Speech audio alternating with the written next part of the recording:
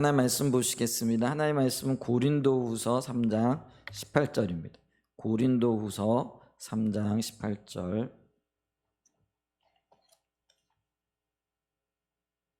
네, 우리 한 목소리로 같이 좀 봉독하도록 하겠습니다.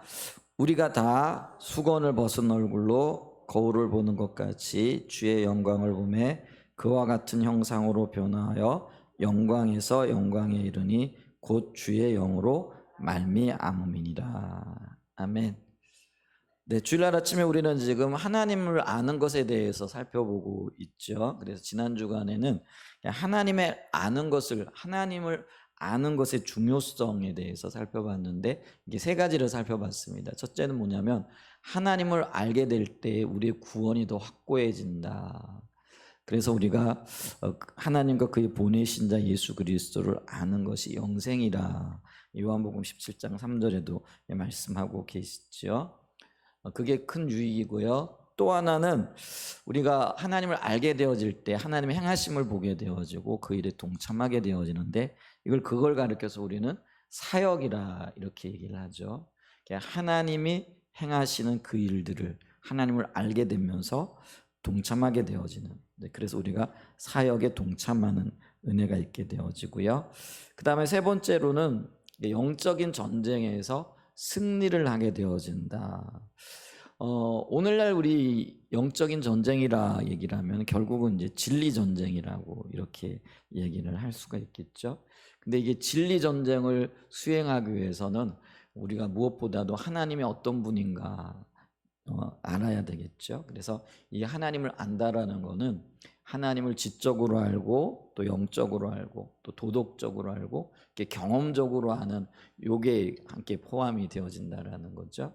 근데 지적으로 안다라는 건 이론적으로 아는 것을 이야기를 하죠. 그 다음에 영적으로는 성령의 비침을 통하여 보게 되는 것이고요. 그 다음에 지적으로 영적으로 주님을 알게 되어지면은 반드시 뭐가 있어야 되느냐면 도덕적인 열매가 나타나는 거죠. 도덕적인 열매가 나타나는 그것을 가리켜서 도덕적으로 주님을 안다 이렇게 얘기를 하죠. 이제 이렇게 우리가 도덕적인 열매까지 나가게 될 때에 종합적으로 하나님 그분을 경험하게 되어지는 거죠.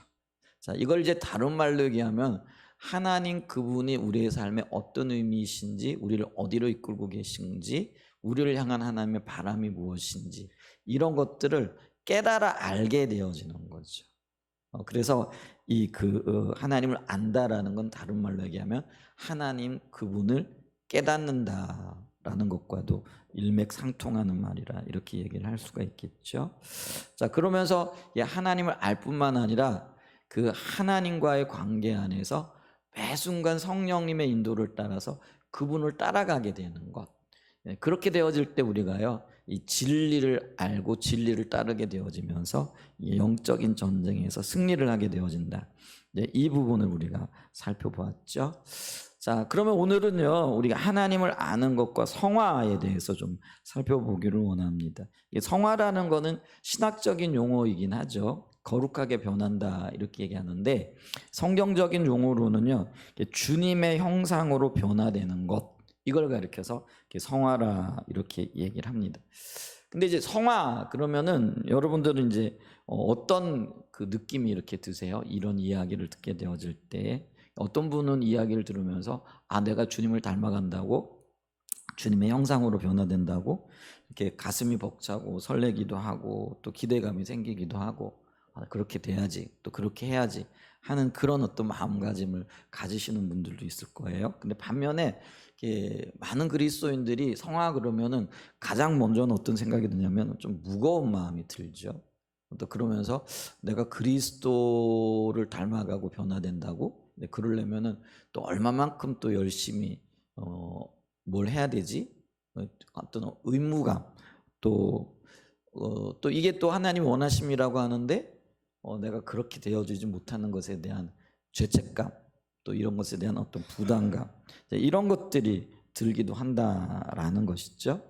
그런데 이런 생각이 드는 이면에 그 원인이 뭔가 하면은 이 성화를 우리는요 우리의 일로 느끼는 거죠. 그리고 우리의 삶에 무엇이 어떤 일과 관련되어져서 우리가 거룩하게 되기도 하고 거룩하지 되지 않기도 한다라는 그런 생각을 하게 된다라는 거죠. 다른 말로 얘기하면은요, 더 열심히 일해야 되고 더 열심히 순종해야 되고 또 더 거룩한 삶을 추구해야 되고 어떤 일들에 있어서 더 노력해야 되는 어떤 것들로 그래야 간신히 내가 주님을 닮아가거나 변하게 되어지는 것이라 이렇게 생각하는 경향들이 있다라는 거죠. 근데 이게 전적으로 오해라는 것들을 우리가 기억을 해야 됩니다. 이제 그 부분을 오늘 정확하게 보는 것이 이 오늘 그 말씀의 그 핵심이다라고 이렇게 이야기할 수가 있습니다.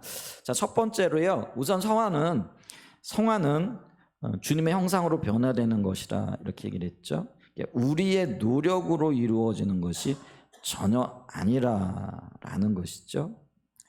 아까도 말씀드렸지만 성화하면 가장 먼저 떠오르는 것이 어떤 면에서 부담감, 의무감, 죄책감 이런 것이 떠오른다라고 얘기를 했잖아요. 그 이유가 뭐냐면은요, 성화를 마치 내 자신의 열심이나 노력으로 이루어내는 것이고 또 그 결과로 우리 가운데 일어나는 변화라고 생각을 하기 때문에 그렇다라는 거죠. 그러면 이제 이렇게 얘기를 하면은 그럼 우리는 가만히 있어도 돼요? 뭐 노력 안 해도 돼요? 뭐 열심을 내지 않아도 돼요? 뭐 이제 이렇게 거꾸로 또 이렇게 삐딱하게 생각을 하시는 분들도 계실 수 있어요. 근데 여기서 우리가 균형을 찾아야 돼요. 성화가 우리의 노력이 아니라라는 것은 내가 열심히 한다고 되는 게 아니에요. 더 순종한다고 더 거룩한 삶을 추구한다고 그게 저절로 되어지는 것이 아니라라는 거죠. 근데 반대편에 또 뭐라고요? 그럼 아무것도 안 해도 되느냐? 그건 또 더 아니죠. 또 가만히 있어도 저절로 성화가 일어나는 또 성화가 이루어지는 것은 아니라라는 것이죠. 그럼에도 불구하고 우리가 기억해야 되는 것은 뭐냐면은 우리의 성화가 우리가 거룩한 그리스도 형상을 닮아가는 것이 내 노력으로 이루어지는 것이 아니라라는 거죠. 내 열심으로 이루어질 수 있는 그것도 아니라는 거죠. 만약에 우리가 내 노력, 내 열심으로 이루어내는 것이 이것이 가능했다라고 한다면은요, 우리 주님의 십자가는 또 주님이 굳이 이 땅에 오셔서 십자가를 지실 필요가 없는 거죠. 근데 그게 이제 구약적인 개념에서 열심히 말씀 지키고 열심히 말씀 따라가고 열심히 말씀을 이루려고 노력을 하는 거죠. 근데 우리가 알고 있듯이 그 말씀을 온전히 지킨 사람이 있어요, 없어요? 단 한 사람도 없다라는 거죠. 그래서 의인은 없나니 하나도 없다라고 성경이 분명하게 이야기를 하고 있죠. 그래서 이 말은 우리가 노력한다고 되어지는 일이 아니라라는 것을 깨닫는 게 필요하다라는 것이죠. 그럼 이제 큰 두 번째, 그럼 성화는 어떻게 이루어지냐 했을 때 성화는 전적으로 성령님의 역사고 은혜라는 것이죠. 그래서 오늘 우리가 읽은 고린도후서 3장 18절 말씀에도 보면은요, 우리가 다 수건을 벗은 얼굴로 거울을 보는 것 같이 주의 영광을 보매 그와 같은 형상으로 변화하여 영광에서 영광에 이르니 곧 주의 영으로 말미암음이라. 자, 보세요. 우리가 하나님의 형상으로 변화되어지는 것, 그거를 영광에서 영광에 이른다 이렇게 얘기를 하고 있잖아요. 근데 주님의 형상으로 변화될 수 있는 근거가 어디에 있느냐면요, 주님의 영광을 보는데 그것은 주의 영으로 말미암음이라. 이 주의 영이 성령님을 일컫는 거죠. 그래서 성령님에 의해서 혹은 성령님의 인도와 성령님의 은혜 가운데에서 우리가 변화되어질 수 있다라는 거죠. 영광에서 영광으로 나아갈 수 있다라는 거죠. 우선 우리가 이 말씀을 우리가 볼 때 기억해야 될 게 있는데 그게 뭐냐면은요, 우리가 주님의 영광을 보는 것만큼 우리가 주님의 형상으로 혹은 성령의 인도를 받는 것만큼 주님의 형상으로 변화되어지는데, 근데 여기서 굉장히 중요한 건 뭐냐면은요, 모든 사람이 주님의 영광을 볼 수 있다고 강조하고 있다라는 거죠. 그래서 여기 보면은 우리가 다 수건을 벗은 얼굴로 거울을 보는 것 같이 이렇게 얘기를 하고 있죠. 여기서 수건을 벗은 얼굴이라는 것은 구약 시대의 율법의 굴레를 벗고 주님 인도를 따라서 성령의 인도를 따라가게 되어질 때라는 그런 의미가 있다라는 것이죠. 자, 그렇기 때문에 이 구약 시대에는요, 성령의 인도하심, 또 성령의 이게 비추심이 특정한 사람들에게 혹은 하나님께서 특별히 불러 세우셔서 어떤 일을 맡기는 사람들에게 있었어요. 근데 이제 신약 시대에 오게 되어지면은 이 하나님의 영광, 성령의 역사가 모든 사람들에게 임하게 되어지는, 그러니까 엄청난 은혜죠, 사실은. 그런 엄청난 은혜 가운데 있게 되어지기 때문에 실상은 이 신약 시대를 살아가는 저와 여러분들을 모든 사람들이 성령의 인도를 받을 수 있게 되어지는 길이 열렸다라는 거죠. 그게 예수 십자가의 공로를 통해서 우리 가운데 일어난 역사라는 것이죠. 그렇기 때문에 우리는요, 이게 우리의 삶 속에서 이런 특권이 주어져 있고, 또 성령께서 우리를 비추셔서 성령의 인도를 따라서 우리로 하여금 그리스도의 형상을 닮을 수 있는 그런 길을 열어놓으셨다라는 것들을 이렇게 기억하게 되어질 때, 이게 성령의 역사라는 거죠. 이게 근데 구약과 이렇게 견주어 비교하게 되어질 때는, 구약은 말씀을, 율법이죠, 말씀을 듣고 지키고 행하려고 하는 그런 인간적인 시도들을 하게 되어졌죠. 물론 율법을 지키는 것도요, 구약에서 의도하는 바는 뭐냐면, 그게 자기의 힘과 노력으로 되어지지 않는다라는 것을 명백히 보여주기 위한 또 하나님의 계획이 있었다라는 것들을 우리가 기억해야 되죠.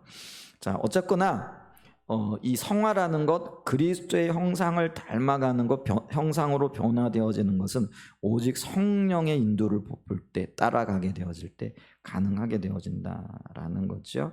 자, 그러면서 고린도전서 13장 12절에 보게 되어지면은요, 자, 우리가 지금은 거울로 보는 것 같이 희미하나 그때에는 얼굴과 얼굴을 대하여 볼 것이요, 지금은 내가 부분적으로 하나 그때에는 주께서 나를 아신 것 같이 내가 온전히 알리라. 우리가 신약 시대를 살아가고 성령의 인도를 따라 살아가고 있다고 하지만은, 우리가 또 주님의 영광을 보는 길이 열려 있다고 하지만은, 그러나 이 땅을 살아가고 있고 또 육신의 몸을 입고 있는 우리에게는 여전히 한계가 있는 것들을 또 말씀하고 계시죠. 근데 그 한계가 뭐냐면 마치 이렇게 거울을 보는 것 같은 한계라는 거죠. 요즘 관점에서 보면 거울이 굉장히 뭐죠? 이렇게 거울이 유리로 만들어지나요? 그래가지고 이렇게 잘 비춰지게 되어지면 우리 모습이 다 보여요. 여기 점 있는 것까지 보여지잖아요. 근데 이제 이 사도 바울이 살던 시대에는 이 청동을 고르게 펴가지고 그거를 잘 닦았죠. 구리죠. 이게 닦게 되어지면은 이제 얼굴이 보이죠. 근데 그 보이는 게 오늘날 거울을 보는 것처럼 이렇게 선명하게 보이지는 않죠. 그냥 희미하게 보여지는 거죠. 근데 그것에 견주어서 우리가 주의 영광을 볼 수 있는 길을 하나님이 열어놓으셨지만은, 이 땅에 육신을 입고 살아가는 동안에는 완전하게 혹은 완벽하게 주님의 영광을, 또 성령 인도를 보지는 못한다라고 이렇게 말씀을 하고 계시죠. 그렇기 때문에 우리는 성령의 인도를 따라가면서도 늘 주님과의 친밀한 교제 가운데 분별해야 되고요, 또 하나님의 임재 가운데 그 인도를 받기를 갈망하는 자리에 계속 서야 된다라는 거죠. 근데 언젠가는 주님 오시거나 아니면 우리가 주님 앞에 설 그날이 오겠죠. 이제 그때는 진짜 얼굴과 얼굴을 대면하여 보는 것 같이, 그거는 완전한 어떤 면에서의 연합을 얘기하겠죠. 그런 연합의 역사가 있게 되어지면서 우리는 그 주님을 닮아가는 그런 은혜를 이렇게 누리게 되어질 거라, 이렇게 말씀드릴 수 있다라는 것이죠. 그렇기 때문에 우리는 주님 안에서 주님의 인도를 따라가는 것, 그것이 우리의 성화의 미끄럼이고 참된 영성이 되어진다라는 거죠. 근데 이제 문제는 우리가 구약 시대의 개념들을 아직도 가지고 있다라는 거죠. 다시 말씀드리면은, 우리가 뭘 하거나 혹은 하지 않는 그것이 마치 주님을 닮아가는 것 혹은 성화되어지는 것의 비결인 것처럼 이렇게 이해를 한다라는 것이죠. 예를 들면 우리가 오늘 주일이죠.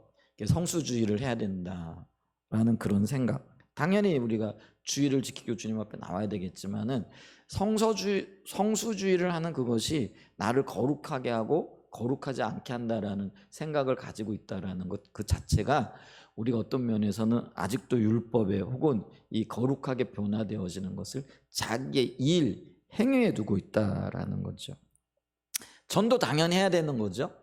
근데 전도 많이 하면 내가 거룩해지고 전도 안 하면 내가 거룩해지지 않는다. 혹은 기도 당연히 우리가 해야 되지요. 근데 내가 기도를 많이 하면은 내가 하나님을 조금 더 닮아간 것 같은 그런 느낌 들잖아요. 근데 물론 우리가 기도를 통해서 주님을 만나게 되는 거죠. 근데 그것이 거룩이지 우리의 행위 자체가 거룩은 아니라라는 것이죠. 여러분 우리가 그리스도인이죠. 그렇기 때문에 그리스도인에게 요구되어지는 어떤 삶의 모습들이 있죠. 예를 들면은 예수 믿으면은 이제 우리 대한민국 남자들은 그런 생각을 하고 있더라고요. 예수 믿고 교회 가면은 술 끊어야지, 혹은 담배 끊어야지. 그래서 어떤 분들은 나 술을 너무 좋아하기 때문에, 담배를 너무 좋아하기 때문에 나 뭐 죽기 직전에 혹은 뭐 한참 지나고 난 다음에 예수 믿을 거야. 뭐 이렇게 얘기하는 분들도 계시잖아요. 그런데 여러분 보세요. 술 안 먹는다고 내가 더 거룩해지고 담배 안 피워진다고 더 거룩할까요?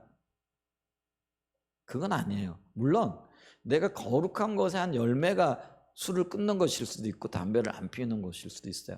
근데 내가 술을 끊고 담배를 안 핀다고 내가 더 거룩해지는 것은 아니라는 거죠. 이 얘기는요. 내가 어떤 행위를 하고 안 하고가 거룩해지고 거룩해지지 않는 것, 주님의 형상을 담는 것, 담지 않는 것, 이것의 기준이 되어지는 않는다라는 것이죠. 그리고 그것이 참된 영성이고 참된 믿음도 아니라는 거죠. 만약에 그것이 참된 믿음이라고 생각한다면요, 우리는 그 믿음의 기준을 지금 어디에다 두고 있는 거예요? 그 행위에 두고 있다는 거죠. 나 담배 안 피워, 나 술 안 먹어. 근데 여러분 보세요. 오늘 주일이라고 거룩하게 나와 예배드리며 겉모양은 누구 못지않게 혹은 반듯하게 예배드리지만은 그 마음의 생각은 온갖 제약들로 또 온갖 세상 것들로 가득 채워질 수 있잖아요. 여러분 그게 주님과의 관계 속에서 우리의 생각이 어디를 향하고 있는가 이게 보여지는데, 다만 그 겉모습만 보고 오늘 주일이니까 나와서 예배드리고 있네, 거룩하게 찬양과 경배를 드리고 있네, 만약에 우리의 그 행위에 초점이 맞춰진다라고 한다면은요, 그거는 참된 믿음도 아닐 뿐만 아니라 그렇게 해서는요 우리의 삶이 변화되어질 수 없다라는 것이죠. 그러면 우리의 참된 영성 혹은 우리의 진정한 변화는 어디에서 오는가 했을 때 우리의 행위가 아니라요, 하나님과의 진정한 사랑의 교제 가운데에서 우리의 변화가 찾아진다라는 것이죠. 드러나고 나타난다라는 거예요. 그래서 우리가 성령의 교제, 성령님과의 교제, 하나님과의 친밀한 교제 가운데에서 성령의 인도를 따라서 자기 자신을 보게 되는 거예요. 그래서 내가 얼마나 주님을 떠나 있는지, 이건 주님과의 친밀한 교제 가운데서 하나님이 안 비춰주시면 모르거든요. 그러니까 우리가 어떨 때는 굉장히 용감해요. 주님을 떠나 있으면서도 떠나 있는 줄 자체도 모르는 거죠. 그러면서 우리의 삶의 어떤 그 기준이 내가 지금 어떤 일을 했어, 오늘 예배를 잘 드렸어, 오늘 내가 정해진 기도 시간을 감당했어, 말씀을 묵상했어, 뭐 그러기 때문에 마치 내가 거룩한 것처럼 이렇게 오해를 하게 되어지는 거죠. 근데 주님과의 친밀한 교제 가운데 있으면은요, 내가 그런 행동을 하면서도 얼마나 주님을 멀리 떠나 있는가가 이게 보여지고 밝혀지는 거예요. 여러분, 우리 각자가 자신을 돌아볼 때 내가 얼마나 교만한 존재인지 이게 보여지느냐라는 거죠. 근데 이거는요, 주님과의 친밀한 교제 가운데 있지 않으면 안 느껴져요. 안 보여져요. 그래서 우리는요, 내 시선으로 혹은 내 기준으로 혹은 내 판단으로 다른 사람들에 대해서 판단하고 또 말하고 또 어떤 기준을 갖다 들이대면서도요, 그게 교만한 거라는 거를 몰라요. 여러분, 우리가요 그 누구도 판단할 혹은 그 누구도 뭐 평가할 그런 어떤 자격 혹은 그러한 어떤 성숙된 사람이 우리 중에 누구도 없어요. 오직 하나님만이 우리를 판단하실 수 있잖아요. 근데 우리는 수없이 판단을 하거든요. 또 비난하고 비판하기도 하고 내 관점에서 이야기를 하거든요. 그러면서도 우리는 내가 지금 얼마나 교만하고 하나님의 기준을 벗어나 있다는 것이 안 보여요. 그게 왜 그런지 아세요? 주님과의 교제가 끊어져 있는 거예요. 그러니까 주님과 교제한다라는 건 성령이 지금 나를 통제하고 계시고 나를 이끌고 계시다라는 거죠. 그러면 성령이 통제하고 이끌고 계시면은요, 자기 모습이 보이는 거예요. 그래서 여러분, 지금 내 모습이 주님 앞에서 정직하게 보여지지 않는 거는요, 내가 주님을 떠나 있는 거예요. 이렇게 보시면 돼요. 그래서 그런 관점에서 보면은 나는요, 하루 삶을 살아가면서 주님 떠나 있으면서도요, 주님과 상관없는 삶을 살아가면서도요, 전혀 인식조차도 의식조차도 못하면서 그냥 하루, 그게 이틀, 어떤 때는 그게 일주일, 뭐 이렇게 쑥쑥쑥쑥 지나가는 거예요. 그리고는 이제 주일날 와가지고 이제 주님 앞에 이렇게 머리를 숙이게 되어지면은 그게 잠깐 비춰지죠. 이제 그러다가 또 세상에 나가가지고 바쁘게 살아가다 보면은 까마득하게 잊어버리고 내 생각, 내 판단, 내 계획, 내 길로 이렇게 가게 되는 거예요. 그러니까 주님과의 교제 없이도 우리는 어떠면은요 너무나 잘 살아가고 있게 되어지는 거죠. 근데 문제는 뭐냐면은 주님과의 교제를 통하여 나를 보게 되고 나를 봐야 자기 자신에 대한 절망감을 느끼는 거죠. 파괴적인 자성으로서의 절망이 아니고요. 아, 내가 이렇게 형편없는 존재구나. 그래서 그거를 인식할 뿐만 아니라 그거를 인정하게 되는 거죠. 그러니까 그걸 인정하는 것이 우리가 주님을 닮아가는 첫걸음이 되어진다라는 것이죠. 그래서 이 성화 혹은 참된 믿음은요, 우리가 무엇을 지금 하고 있느냐 혹은 하지 않고 있느냐 이 문제가 아니라니까요. 주님과의 친밀한 교제 가운데 지금 이 시점에 있느냐 없느냐의 문제인 거죠. 그래서 이 친밀한 교제 가운데 있게 되어지면은요, 자기를 보고 절망하게 되어지고, 아, 나는 성령님이 필요해. 주님의 인도하심이 필요해. 그래서 주님 앞에 나오게 되는 거예요. 그러면서 내가 주님을 찾고 주님 앞에 나오는 것만큼 내가 성령의 인도를 따라서 조금씩 변화되어지는 거예요. 그게 우리가 성화라 이렇게 얘기를 할 수 있죠. 자, 그래서 큰 세 번째로요, 우리는 주님을 보는 것만큼 예수님의 형상으로 변화되어지게 있다라는 거죠. 그 주님과의 친밀한 교제 가운데에서 자기 자신을 보고 우리가 주님이 아니고는, 성령님이 아니고는 살아갈 수 없다라는 것을 절실하게 깨닫게 되어지는 것만큼 우리는 주님을 더 신뢰하게 되어지고 하나님의 형상으로 이렇게 변화되어지는 거죠. 이걸 이제 우리가 다른 말로 얘기하면 하나님의 영광을 보았다 이렇게 얘기를 합니다. 영광 본다라는 것을 우리가 굉장히 어렵게 생각하는데요, 이 영광 본다라는 것은 하나님의 성품을 깨닫거나 만나게 되어졌다라는 그런 의미죠. 하나님이 어떤 분인지, 그분이 얼마나 거룩하신 분인지, 그분이 얼마나 나를 사랑하시는 분인지, 그리고 그분이 얼마나 나의 거룩을 기뻐하시는 분인지, 이거를 우리가 깨닫게 되는 거예요. 그 주님의 영광이죠. 이제 그거를 우리가 주님의 영광을 보았다 이렇게 표현을 하죠. 그래서 이 주님의 영광을 보는 것만큼 그분을 신뢰하고 그분의 삶을 닮아가게 되어지는 역사들이 있게 되어지는 거죠. 성경적인 사례를 이렇게 들어보면은요, 사도행전 7장 59절과 60절에 스데반 집사에 대한 이야기가 나와 있습니다. 여기 보면 이렇게 얘기하죠. 그들이 돌로 스데반을 치니, 이 그들이 누구예요? 이게 유대인들을 얘기를 하죠. 근데 왜 유대인들이 지금 스데반을 돌로 치느냐면요, 스데반이 그들을 향하여 하나님이 너희들을 인도하기를 그렇게 원하셨는데 너희들이 목이 곧아가지고, 목이 곧다라는 교만하다라는 거죠.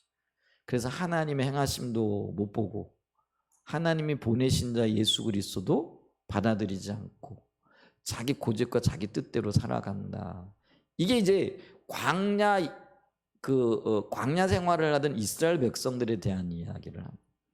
광야 생활을 하던 이스라엘 백성들이 어때요? 자기 원함과 자기 욕심을 따라서 끊임없이 구하지만은, 그러면서 그 구한 것들에 대해서 응답도 받지만은 하나님의 마음에 대해서는 전혀 관심이 없는 거죠. 이게 이스라엘 백성들의 문제고, 어떤 면에서 보면 오늘 우리의 문제이죠. 우리는 하나님이 전능하신 것을 알아요. 그래서 우리가 뭘 기도하고 뭘 요구하면은 우리의 선한 목자가 되시고 우리의 부모가 되시는 그 하나님께서 우리의 원하심을 들어주신다라는 걸 알죠. 그래서 열심히 기도하지요. 그리고 응답도 받아요. 근데 문제는 뭐냐면은요, 그 우리의 부르짖음에 응답하시는 아버지의 마음, 그 자녀들을 돌보시기를 원하시는 하나님의 마음, 그리고 응답을 통하여 하나님을 알고 그분께로 돌아오기를 원하시는 그 하나님 아버지의 마음에 대해서는 전혀 관심이 없는 거죠. 그래서 광야 이스라엘 백성들이 꼭 그랬다라는 거죠. 그들은 수없이 기도하고 수없이 많은 기도 응답을 받았잖아요. 근데 그 기도 응답을 받으면서도 그들은 하나님의 마음에 대해서는 전혀 몰랐다라는 거죠. 근데 그 하나님의 마음이 뭐였어요? 그게 출애굽기 19장에 나와 있는 말씀이죠. 그게 뭐냐면은요, 하나님과 교제하는 백성으로 세우기를 원하셨던 거죠. 독수리의 날개로 업어서 이 백성을 누구에게로 인도하는 거죠? 내게로 인도하시기를 원하셨다. 하나님 그분과 친밀한 교제 가운데, 그래서 하나님이 진정한 아버지가 되시고 그 백성들은 아버지의 보호를 받는 그런 어떤 교제 가운데 있는 백성으로 부르셨는데, 근데 그 백성들은 뭐예요? 그냥 자기가 원하는 것, 갖고 싶은 것, 이런 것만 무슨 관심이 있는 거죠. 근데 그 이스라엘 백성들이 주님의 의도에 대해서, 주님의 마음에 대해서는 관심조차도 없는 걸 가리켜서 목이 고든 백성이라. 그래서 하나님께서 징계를 선포하시고 또 그들을 광야길 가운데 이렇게 내버려 두시잖아요. 그런데 그 예수님 당시에, 혹은 이 지금 스데반의 설교를 듣고 있었던 유대인들이 그들과 조금도 다르지 않았다라는 거예요. 그러니까 스데반이 그들을 향하여 너희가 목이 고든 백성으로서 하나님의 의중과 의도를 전혀 몰랐다라는 거죠. 그랬더니 그 이야기, 그 설교를 듣고 있었던 유대인들이 분노하는 거죠. 분노하는 이유가 뭐예요? 우리는 하나님을 알고 하나님의 백성이고 하나님이 우리와 함께 하신다. 이게 그들의 믿음이었거든요. 그런데 목이 고든 백성이요 하나님의 의중과 의도를 전혀 모른다, 이렇게 얘기를 하니까요, 불같이 화를 내는 거죠. 근데 그 화 정도가 어느 정도였느냐면요, 돌을 들어서 사람을 칠 정도까지 분노하는 거죠. 여러분, 이게 살인행위잖아요. 그게 결국은 이게 그 사람을 죽이는 걸로 이어지잖아요. 여러분, 우리가 언제 사람을 죽일 정도로까지 분노해요? 그 가끔 있잖아요. 막 너무 분이 이렇게 일어나면은 막 주체할 수 없는, 쉽게 얘기하면 우리가 뚜껑이 열렸다 이렇게 얘기를 하죠.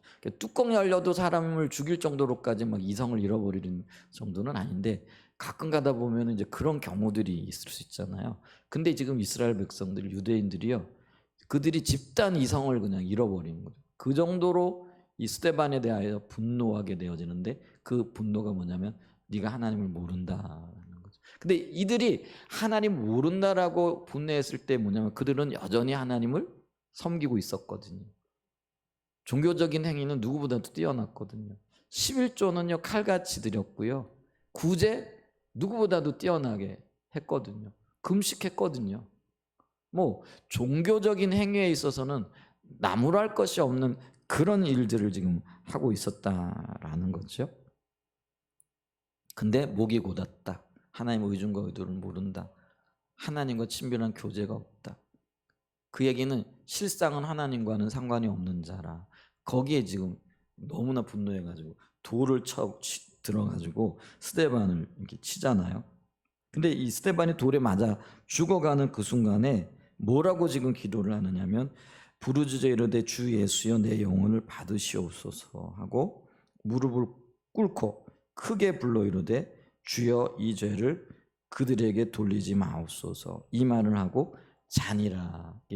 순교했다는 얘기예요. 돌 맞아 죽었다는, 죽는 모습을 지금 이야기를 해주고 있다라는 거죠. 근데 이제 우리가 이 스데반의 기도를 보면서 어디서 많이 본 장면이죠. 그리고 이 말도 지금 어디서 많이 들어본 말인데, 이 말은요 사실은요 예수님께서 십자가에 못 박혀 죽으시면서 하셨던 그런 기도고 그런 선언이고 선포였던 것들을 보죠. 자, 누가복음 23장 34절 말씀을 보죠. 누가복음 23장 34절 말씀을 보면은요 이렇게 얘기를 해요. 이에 예수께서 이르시되 아버지 저들을 사하여 주옵소서 자기들이 하는 것을 알지 못함이니이다 하시더라. 그들이 그의 옷을 나누 제비 뽑을세. 우리가 십자가에 못 박혀 돌아가시는 죽으시는 예수님 몇 시간 동안 일어났던 일들을 몇 마디 문장에 지금 함축적으로 있는 것들을 이렇게 보죠. 예수님이 십자가에 못 박혀 죽으실 때 자기를 향하여 침 뱉고 손가락질하고 심지어는 뭐예요? 여기 보면은 속옷까지 벗겨가지고 서로 갖겠다고. 이게 어떤 면에서 보면 인간의 탐욕이 이렇게 보이는 거잖아요. 우리 그럴까요? 모르겠어요. 지금같이 이렇게 물질이 풍요한 시대를 살아가기 때문에 이러지는 않을 것 같은데, 그때 예수님 당시에는 옷도 참 귀했던 것 같아요. 그것도 남이 입었던 속옷인데 지금 우리가 생각을 하면은. 그런데 남이 입었던 그 속옷을 자기가 가지겠다고 벗겨가지고 서로 싸우는 거죠. 그러니까 제비 뽑았다는 얘기는 있잖아요. 싸우니까 그럼 우리 공정하게 하자. 자기들 나름대로의 룰을 가지고 뽑아가지고 불만 없고 불평 없게 그냥 제비 뽑아 가졌다라는 그런 의미거든요. 자, 그러면 이게 죽음 앞에서 그들이 생각할 때는 아무리 그러니까 예수님의 죽음이 불의한 자의 죽음이라고 생각했겠죠. 그들은. 그렇지만 우리가 아무리 불의한 자의 죽음이라고 생각한다고 할지라도 그 죽음 앞에서 속옷을 서로 가지겠다고 제비 뽑기를 한다. 이게 참 비상식적인 이야기잖아요. 어떤 면에서는. 근데 모르겠어요. 그게 그 시절에는 뭐 그만큼 이런 옷이라든지 이런 것들이 귀한 거였는지는 잘 모르겠는데 어쨌거나 그래요. 그런데 그들의 모습을 보시면서 주님이 하셨던 얘기가 뭐예요? 저들이 지금 무슨 짓을 하고 있는지, 저들이 하는 행동이 어떤 의미가 있는지 이걸 전혀 모른다라는 거죠. 그러면서 저들의 죄를 사하여 주옵소서 이런 기도를 드렸잖아요. 근데 스데반 집사가 그 예수님이 십자가에 못 박혀 죽으실 때 그 현장에 있었는지 없었는지는 모르겠어요.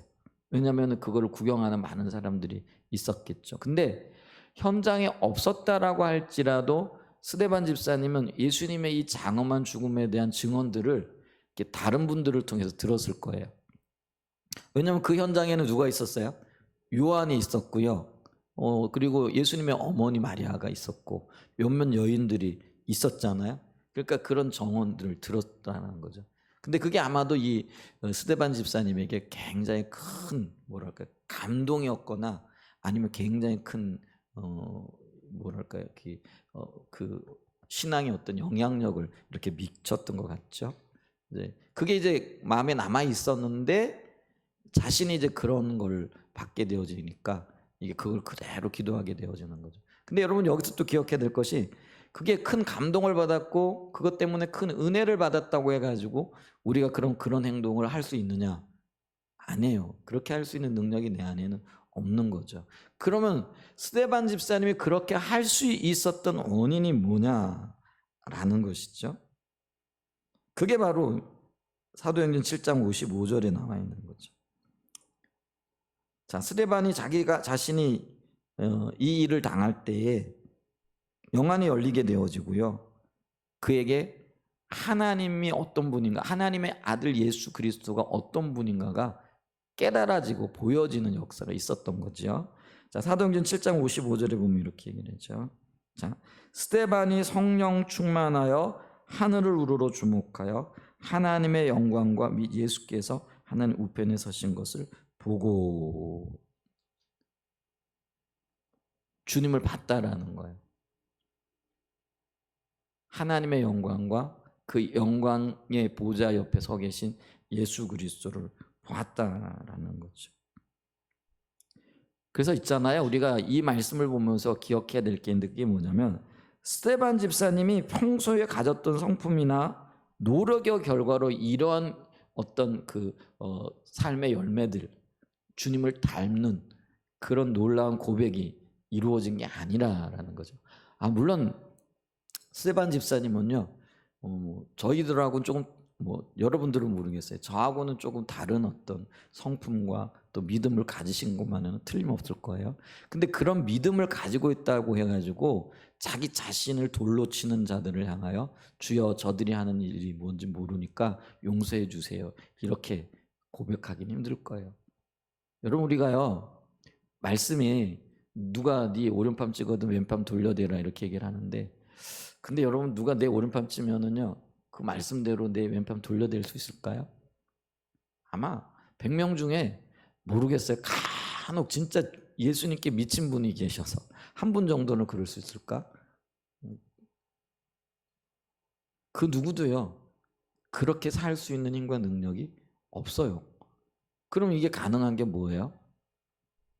주님의 영광을 보았고 성령님이 그와 함께 하시고 계시다라는 것이죠. 그래서 이 스데반 집사님은요 자신의 성품과 자신의 어떤 인간적인 어떤 노력의 결과로 이런 일을 행한 게 아니라라는 거죠. 그래서 하나님의 영광을 보았기 때문에 그는요 그 주님의 영광 때문에 말로가 아니라요 중심 깊은 곳에서부터 정말로 그들을 용서하고 그들을 축복할 수 있는 그런 마음이 되어졌다라는 거죠.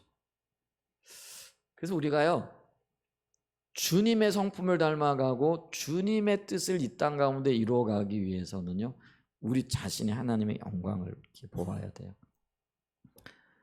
그래서 이 조나단 에드워즈라는 이 미국의 2차인가요? 2차 대각성 시기에 활동했던 하나님께서 귀하게 쓰셨던 주의 종이죠. 그분이 늘 이런 기도를 했다 그래요. 어떤 기도를 했느냐면은 하나님이여 내 눈에 영원한 세계에 인을 쳐 주옵소서. 하나님의 영광을 보기를 원한다라는 그런 마음이었던 거죠. 그리하면 세상의 모든 영화가 내 눈에는 희미하게 보이게 될 것입니다. 이거예요. 하나님의 영광이 보이게 되어지면 세상 것들이 작게 보여지는 거예요. 반면에 뭐예요? 세상 것들이 크게 보여지면은 하나님의 영광은 적어지는 거죠. 우리는 두 가지를 한꺼번에 볼 수 없어요. 그래서 내가 늘 기도해야 될 것들이 또 추구해야 될 것들이 뭐예요? 주님의 영광을 더 보기를 원합니다. 주의 영광을 내게 비춰주세요. 그래서 내가 주님의 영광을 보는 것만큼 세상 것들이 희미하게 사라지게 되어질 거라는 것이죠. 그래서 우리가 이 스데반의 어떤 그 변화들을 이렇게 보게 되어지면서 우리는 성령의 인도와 비추심 가운데 참된 변화들을 받아야 된다라는 거죠. 이걸 이제 다른 말로는요, 이게 어떤 근본적인 변화라 이렇게 얘기를 합니다. 그 세상에는 두 가지 종류의 변화가 있다라고 이렇게 말씀하시는 분들이 계세요. 하나는 물리적인 변화고 하나는 화학적인 변화라 이렇게 얘기를 합니다. 물리적인 변화는요, 물질의 본질은 변하지 않아요. 근데 그 모양은 바뀌는 거죠. 예를 들면은요, 나무 같은 경우죠. 나무를 잘 다듬으면은요, 그리고 그거를 잘 연결하고 또 짜게 되어지면 의자가 되기도 하고 책상이 되기도 하고 가구들이 되기도 하죠. 근데 그걸 이제 우리가 물리적인 변화라고 하는데 나무가 책상이 되어졌다고 해가지고 그 본질이 변한 건 아니죠. 근데 그 모양만 바뀌게 되어진 거죠.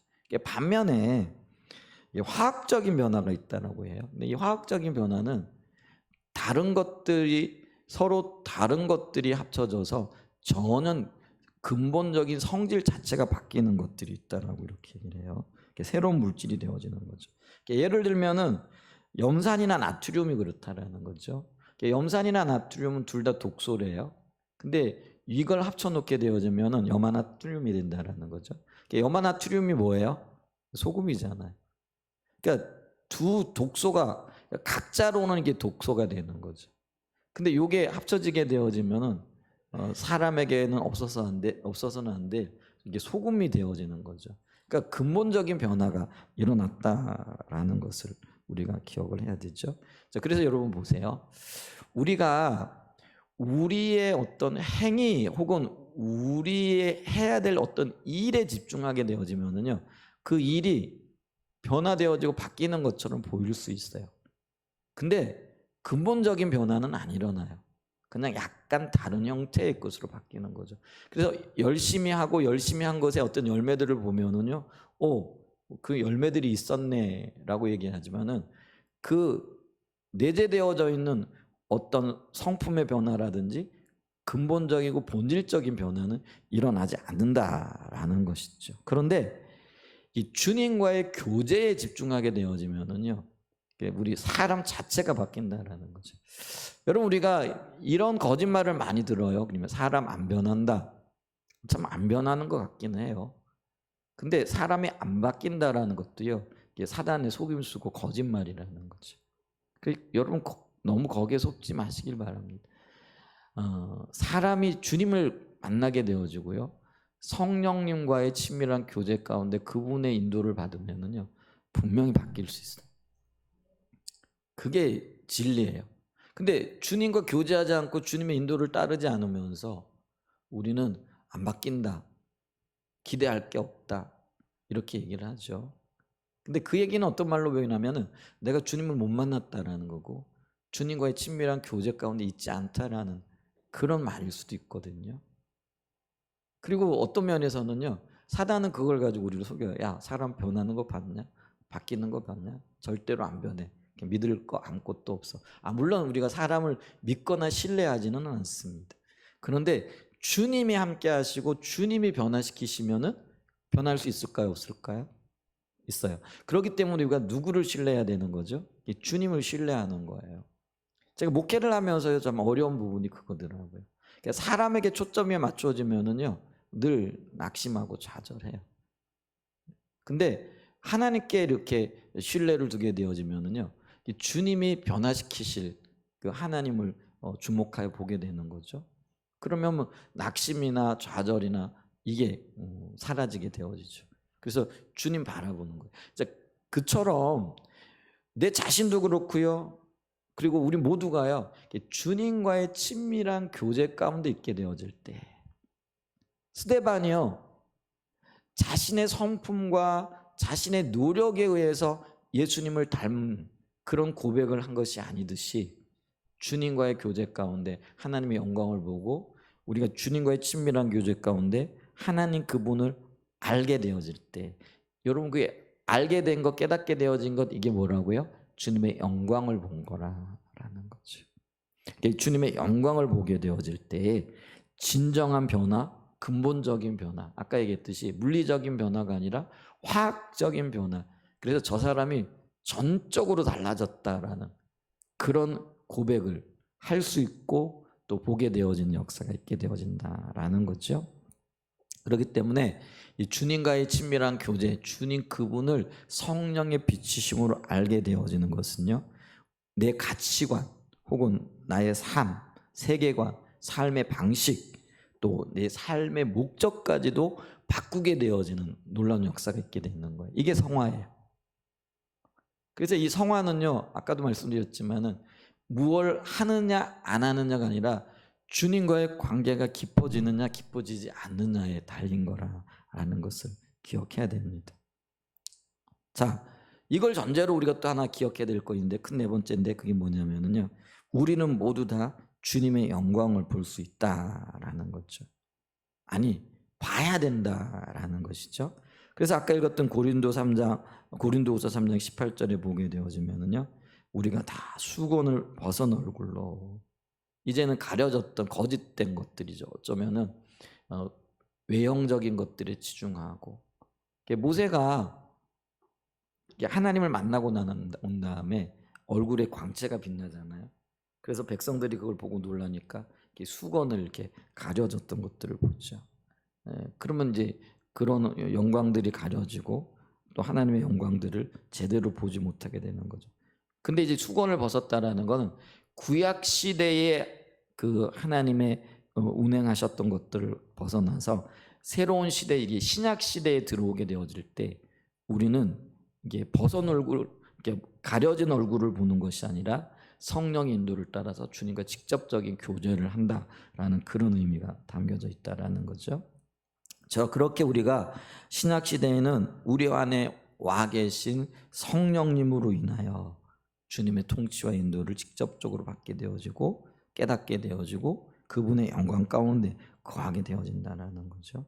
그렇게 되어지면은 우리가 주님처럼 주님과 같은 형상으로 변하게 되어진다라는 것이죠. 이게요, 우리가 고린도후서 3장 7절 이하에 보게 되어지면은 구약 시대와 신약 시대의 주님의 행하심과 비교하면서 우리에게 해주시고 있는 말씀인 것을 이렇게 봅니다. 3장 7절 봅니다. 고린도 3장 7절 보면 돌에 써서 새긴 죽게 하는 율법 조문의 직분도 영광이 있어 이스라엘 자손들은 모세의 얼굴을 없어질 영광 때문에 그 얼굴을 주목하지 못하였거든.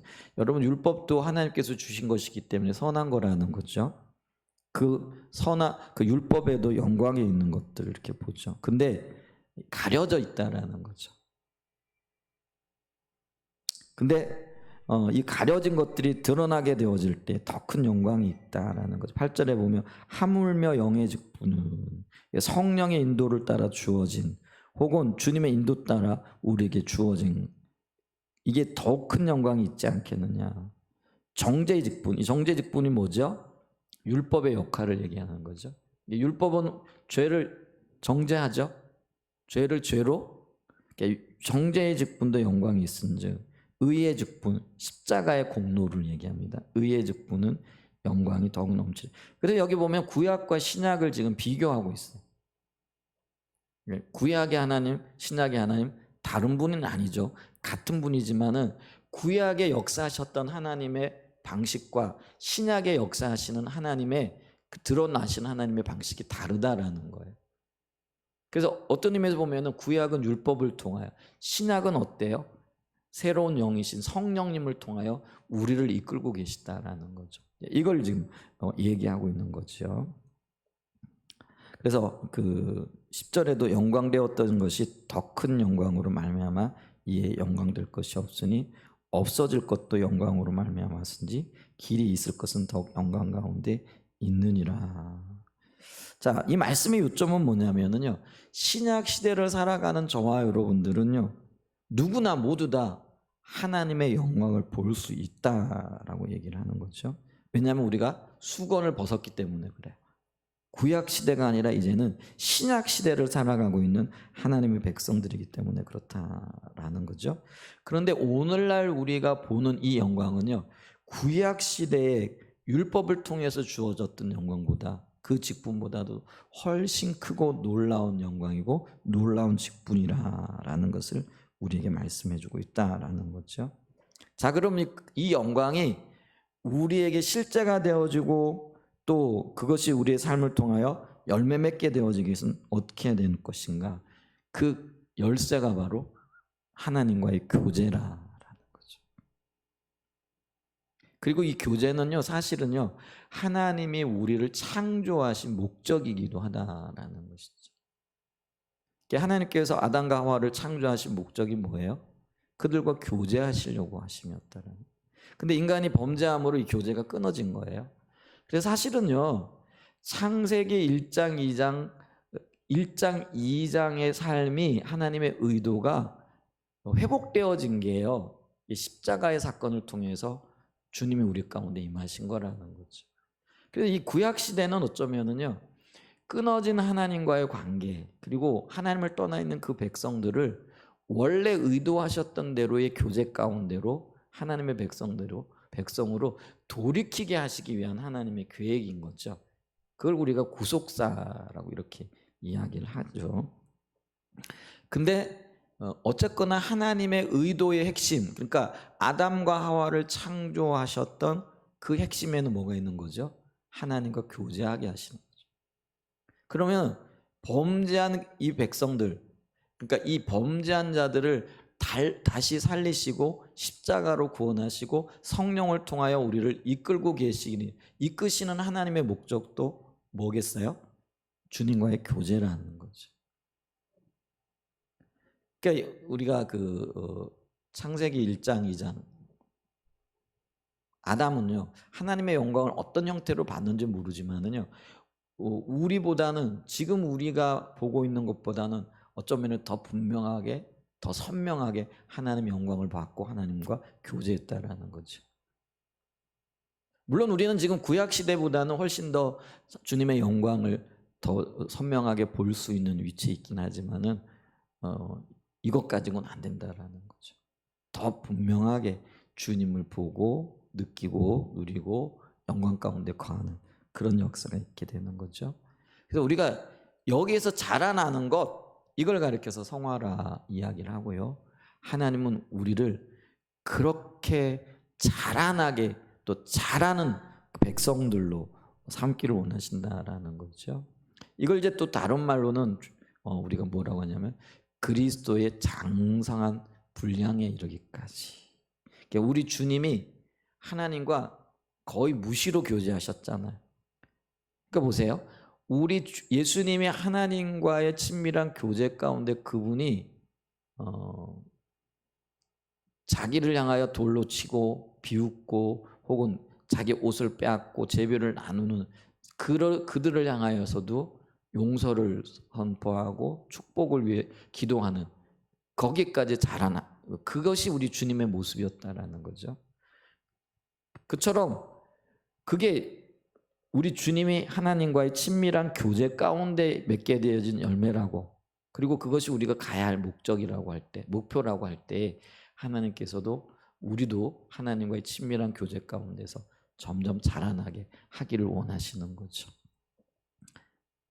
그게 이제 주님이 우리를 향하신 계획이고 목적입니다. 물론 장래에 우리가 주님 앞에 서게 되어질 때 완전한 연합을 통하여 그것이 이루어지겠지만은, 문제는 우리가 이 땅에 살아갈 동안에 우리가 주님과의 관계 속에서 자라나는 것만큼 주님을 더 선명하게 보게 될 거라는 거죠.